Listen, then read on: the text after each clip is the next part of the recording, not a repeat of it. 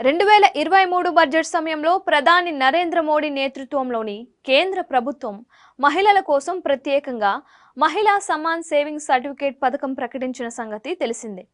కొద్ది రోజుల్లోనే అది లాంచ్ అయింది. మహిళలకు ఆర్థిక సాధికారత కల్పించాలి అనే ఉద్దేశంతో కేంద్రం ఈ స్కీమ్ని లాంచ్ చేసింది. దీని కింద వార్షిక ప్రాతిపదికన 7.50% స్థిర వడ్డీ రేటు అందిస్తోంది.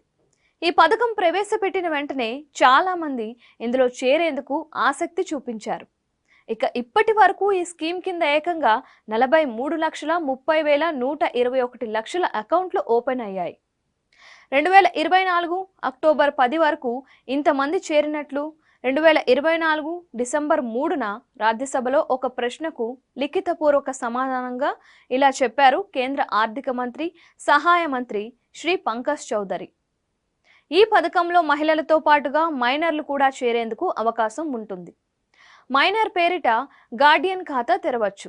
అయితే 2023లో ఈ స్కీమ్ తెచ్చినప్పుడే 2 ఏళ్ల వ్యవధిలో తీసుకొచ్చింది కేంద్రం. అంటే 2025 వరకు మాత్రమే అవకాశం ఉందన్న మాట. అంటే 2025 మార్చి 31 లాస్ట్ డేట్. ఆలోపు ఈ స్కీమ్లో చేరాలి అనుకుంటే చేరొచ్చు. కనీసం 1000 రూపాయల పెట్టుబడితో ఇందులో అకౌంట్ ఓపెన్ చేయవచ్చు. పరిమితి 2 సంవత్సరాలుగా ఉంటుంది. గరిష్టంగా 2 లక్షల రూపాయల వరకు డిపాజిట్ చేసేందుకు అవకాశం ఉంటుంది. వార్షిక ప్రాతిపదికన వడ్డీ రేటు 7.50% ఉంటుంది. ప్రతి త్రైమాసికానికి ఒకసారి లెక్కించి అకౌంట్లో వడ్డీ జమ చేస్తారు.